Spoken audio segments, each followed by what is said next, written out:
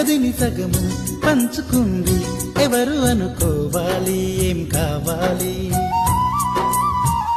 మదిని బరువు పెంచుకుంటూ ఎవరికేం చెప్పాలి ఏం చేయాలి. అసలు తను ఎలా ఉందో ఏం చేస్తుందో ఏమోలే. స్పెషల్ మనిషైనా కూడా మనకేముంది మామూలే. కళలు తెలుసా ఏమో బహుశా కవిత మనిషా కలల హంస.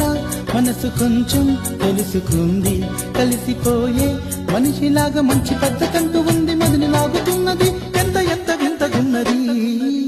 వెన్నెల్లో హాయ్ హాయ్ మల్లెల్లో హాయ్ హాయ్ వరాల జల్లే కురిసే.